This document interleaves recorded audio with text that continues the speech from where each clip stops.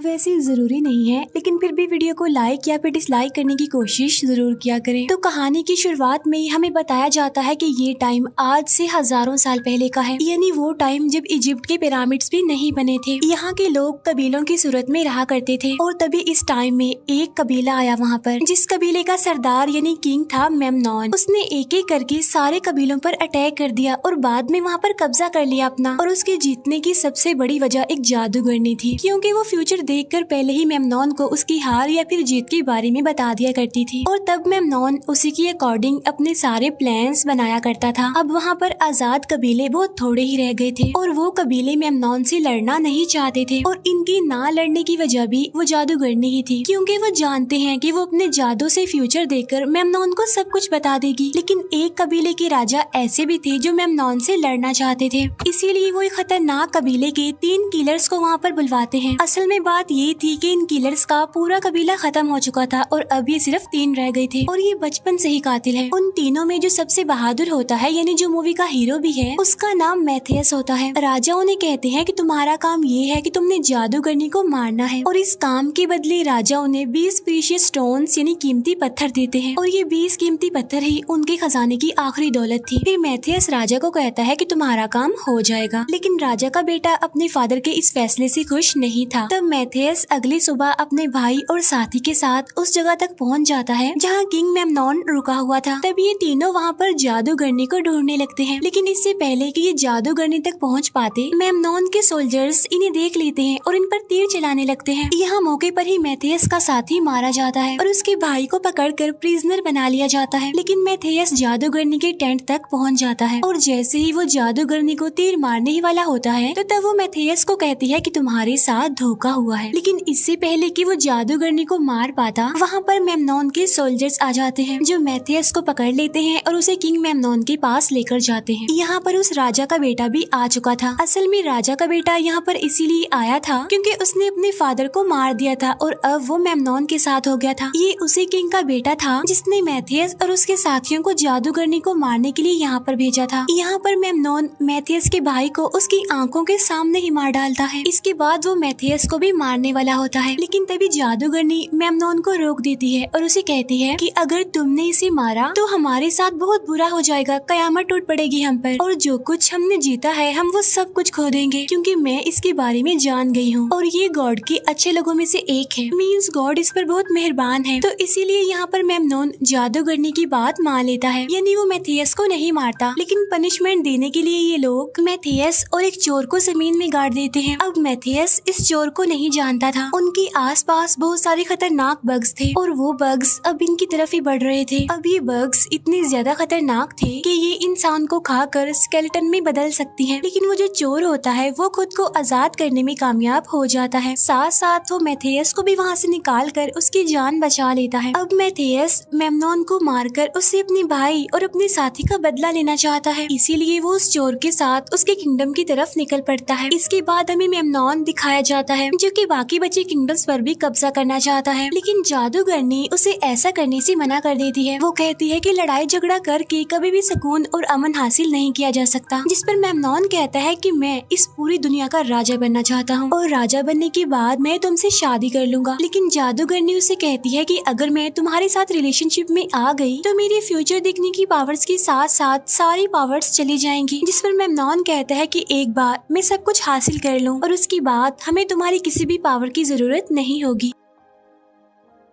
अब मैथियस और वो चोर दोनों उस किंगडम में आ जाते हैं जहाँ पर मेमनॉन रहता था। वहाँ पर एक बच्चा मैथियस के कीमती स्टोन्स लेकर भाग जाता है, लेकिन मैथियस उस बच्चे को पकड़ लेता है। अब वो बच्चा क्योंकि वहीं का था इसीलिए वो यहाँ के कोने कोने को जानता था। तब इसीलिए मैथियस उससे मेमनॉन के महल में जाने का रास्ता पूछता है। तब वो बच्चा उसे महल के अंदर ले जाता है जहाँ पर उन्हें एक बूढ़ा आदमी मिलता है जो कि बारूद बनाता था। अब ये बूढ़ा आदमी भी मेमनॉन को पसंद नहीं करता था क्योंकि मेमनॉन का बिहेवियर उसके साथ ज्यादा अच्छा नहीं था। वो चाहता है कि वो ये बारूद बनाकर उसे मेमनॉन के खिलाफ यूज करे। तब मेथियस उस बूढ़े आदमी से पूछता है कि इस टाइम मेमनॉन कहाँ पर होगा, जिस पर वो बारूद बनाने वाला बूढ़ा आदमी उसे बताता है कि इस टाइम मेमनॉन अपनी तलवारबाजी की प्रैक्टिस कर रहा होगा। तब ये बच्चा मेथियस को उस जगह पर ले जाता है, लेकिन ऊपर चढ़ने से पहले मेथियस उस बच्चे को एक कीमती स्टोन देता है और मेथियस उसे कहता है कि रख लो इसे, तुम्हारा इनाम है ये। इसके बाद वो ऊपर चढ़कर मेमनॉन पर निशाना लगाने लगता है, लेकिन इससे पहले कि वो उसे तीर मारता, मेमनॉन के सोल्जर्स उस बच्चे को मेमनॉन के पास पकड़कर ले आते हैं, क्योंकि उसके पास वो कीमती स्टोन जो था, और ये वही स्टोन था जो मेथियस ने उसे दिया था। तब मेमनॉन के सोल्जर्स उस बच्चे का हाथ काटने लगते हैं, इसीलिए अब मेथियस को ना चाहते हुए भी मेमनॉन को छोड़कर उस हथियार पर निशाना लगाना पड़ता है जिससे उस बच्चे का हाथ काटा जा रहा था। मेमनॉन के सोल्जर्स मेथियस को देख लेते हैं और उस पर तीर चलाने लगते हैं। तब मेथियस अपनी जान बचाने के लिए एक रूम में आ जाता है, जहाँ पर सामने वो जादूगरनी बैठी हुई थी। अब यहाँ पर मेथियस जबरदस्ती जादूगरनी को पकड़कर महल से निकालकर बाहर ले आता है, क्योंकि वो जानता था कि जादूगरनी को ढूंढने के लिए मेमनॉन जरूर अपने महल से बाहर आएगा, और जब वो बाहर आएगा तो मेथियस उसे मार देगा। मेमनॉन को मारने के बाद वो जादूगरनी को भी मार देगा। इसके बाद ये मरे हुए लोगों की वैली की तरफ निकल जाते हैं, लेकिन रात को जब ये लोग सो रहे होते हैं तब जादूगरनी वहाँ से भागने की कोशिश करती है, लेकिन मेथियस को इस बारे में पता चल जाता है और वो जादूगरनी को पकड़ लेता है। वो जादूगरनी से कहता है कि तुम मेमनॉन के पास वापस जाना चाहती हो। तब जादूगरनी उसे बताती है कि मेमनॉन ने मुझे बचपन से ही प्रिजनर बनाकर रखा था। तब मेथियस कहता है कि उस दिन जब मैं महल में आया था तो तुमने मेरी जान क्यों बचाई थी, जिस पर जादूगरनी कहती है क्योंकि मैं जान चुकी थी कि तुम ही हो जो मुझे उस महल से बाहर निकालोगे। इसके बाद मेथियस उसे आजाद कर देता है और कहता है कि अब ये तुम्हारी मर्जी है, अगर तुम जाना चाहती हो तो जा सकती हो, लेकिन मुझसे ज्यादा खतरनाक बाहर की दुनिया है। तब जादूगरनी वहीं पर ही रुक जाती है, वहाँ से नहीं जाती। फिर नेक्स्ट मॉर्निंग ये लोग अपने सफर पर आगे बढ़ते हैं और तभी मेथियस देखता है कि मेमनॉन खुद तो नहीं आया, बल्कि उसने अपने सोल्जर्स भेजे होते हैं जो कि इनसे बस थोड़ी दूरी पर ही थे। तब मेथियस लड़ने के लिए अकेला ही उनकी तरफ निकल पड़ता है। असल में मेथियस को पता होता है कि डेजर्ट में एक तूफान आने वाला है, इसीलिए वो अपनी आंखों को रेत से बचाने के लिए एक कवर पहन लेता है, और जब वो उन सोल्जर्स के पास पहुंचता है तो डेजर्ट में एक काफी बड़ा तूफान आ जाता है, जिसकी वजह से मेमनॉन के सोल्जर्स को कुछ भी दिखाई नहीं दे रहा था। और इसी बात का फायदा उठाकर मेथियस उन सबको एक एक करके मार डालता है। अब यहाँ पर जो मेमनॉन का खास आदमी होता है उसे मेमनॉन ने एक तीर दिया था जिस पर बिच्छू का जहर लगा हुआ था। वो मरने से पहले उस बिच्छू वाले तीर को मेथियस के पैर पर मार देता है, जिसकी वजह से मेथियस की पूरी बॉडी में जहर फैल जाता है, लेकिन जादूगरनी अपना जादू करके उसकी बॉडी से सारा जहर बाहर निकाल देती है, जिसकी वजह से मेथियस की जान बच जाती है। अगले दिन मेथियस एक बर्ड के जरिए मेमनॉन तक ये मैसेज पहुंचाता है कि तुम्हारे सारे सोल्जर्स मारे जा चुके हैं, लेकिन यहाँ पर मेमनॉन अपने साथियों से झूठ बोल देता है कि उस लड़ाई में मेथियस मर चुका है। अब यहाँ पर मेमनॉन के ऑफिसर्स बार बार जादूगरनी के बारे में पूछ रहे थे। तब मेमनॉन यहाँ पर ये भी झूठ बोल देता है कि जादूगरनी की तबीयत असल में ठीक नहीं है और जादूगरनी महल में ही है, क्योंकि वो जानता था कि अगर उन्हें पता चल गया कि जादूगरनी महल में नहीं है तो उनके जो इतने बुलंद हौसले हैं वो सारे टूट जाएंगे। उधर मेथियस, जादूगरनी और उनके साथ जो चोर था, ये लोग पानी की तलाश में उस डेजर्ट में घूम रहे होते हैं,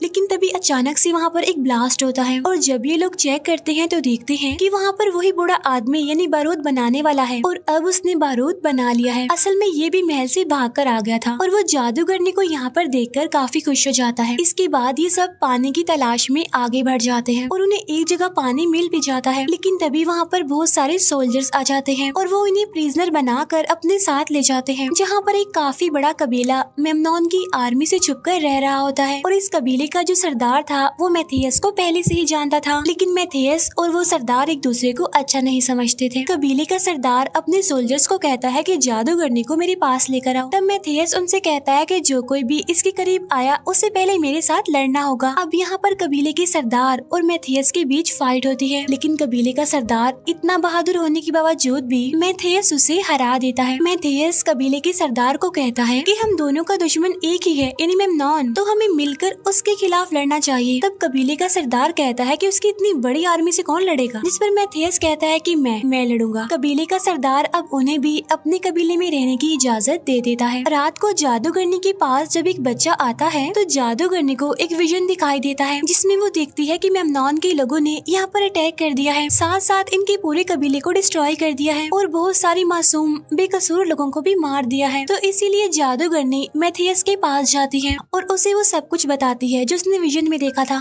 जिस पर मैथियस उससे कहता है कि मेमनॉन की मौत मेरे हाथों लिखी है, उसे मैं ही मारूंगा। तब जादूगरनी को एक बार फिर से विजन आता है, जिसमें वो देखती है कि एक सोल्जर ने मैथियस को तीर मार दिया है, जिसकी वजह से मैथियस इंजर्ड है और अपनी जिंदगी की आखिरी सांसें गिन रहा है। और जब जादूगरनी अपने सेंसेस में वापस आती है तो वो मैथियस को बताती है कि तुम मारे जाओगे, यही तुम्हारी डेस्टिनी है, यानी किस्मत। जिस पर मैथियस उसे कहता है कि मैं अपनी डेस्टिनी खुद लिखता हूँ। इसके बाद वो दोनों अपना रिलेशन बना लेते हैं। लेकिन जैसा कि जादूगरनी ने बताया था कि अगर वो किसी से रिलेशन बनाएगी तो उसकी सारी पावर्स चली जाएंगी, और इस तरह से उसकी पावर्स जा चुकी है। साथ ही वो रात के अंधेरे में चुपचाप मेमनॉन के महल की तरफ निकल पड़ती है, क्योंकि वो नहीं चाहती थी कि उसकी वजह से इस कबीले के मासूम और बेकसूर लोग मारे जाएं। अगली सुबह जब मैथियस को इस बारे में पता चलता है तो वो मेमनॉन के महल की तरफ अकेला ही जाने लगता है, क्योंकि वो नहीं चाहता था कि जादूगरनी एक बार फिर से वहाँ जाकर प्रिजनर बन जाए। यहाँ पर कबीले का सरदार मैथियस को कहता है कि रुको, हम भी तुम्हारा साथ देंगे इसमें। इसके बाद हमें मेमनॉन के महल का सीन दिखाया जाता है, जहाँ पर मेमनॉन के सोल्जर्स बार बार उससे जादूगरनी के बारे में पूछ रहे होते हैं, क्योंकि अगले दिन इन्होंने हमला करना था। लेकिन मेमनॉन के पास तो उनके इस सवाल का कोई जवाब ही नहीं होता, और इतनी ही देर में वहाँ पर जादूगरनी आ जाती है और वो सबको बताती है कि कल की जंग में हमारी ही जीत होगी, दुश्मन खुद ब खुद यहाँ पर चले आएंगे। अब यहाँ मेमनॉन को जादूगरनी पर शक होता है कि वो अपनी पावर्स खो चुकी है, और तब चेक करने के लिए वो जादूगरनी के सामने 6 घड़े लाता है, जिनमें से 4 के अंदर स्नेक होते हैं और 2 के अंदर नहीं होते, और जादूगरनी को अपना हाथ उस घड़े में डालना होगा जिसके अंदर स्नेक ना हो। दूसरी तरफ दिखाया जाता है कि रात के अंधेरे में मैथियस और उसके सभी साथी मेमनॉन के किंगडम में एंटर हो जाते हैं, और उस बूढ़े आदमी ने जो बारूद बनाए थे वो चोर के साथ मिलकर महल के आगे बिछा दिए जाते हैं। उधर महल के अंदर मेमनॉन जादूगरनी का इम्तिहान ले रहा था। तब जादूगरनी उस घड़े के अंदर हाथ डाल देती है जिसके अंदर सांप होता है, और वो उस घड़े के अंदर से सांप निकालती है जो कि उन्हें नहीं काटता। जादूगरनी मेमनॉन को कहती है कि तुम एक सेल्फिश और संगदिल राजा हो। तब ये सुनकर मेमनॉन को गुस्सा आ जाता है, लेकिन इससे पहले कि वो जादूगरनी को मार पाता वहाँ पर मैथियस आ जाता है, और अब मैथियस और मेमनॉन एक दूसरे के आमने सामने होते हैं। तब इन दोनों के बीच लड़ाई होने लगती है। बाहर दिखाया जाता है कि कबीले का सरदार राजा के बेटे को मार देता है। ये वही था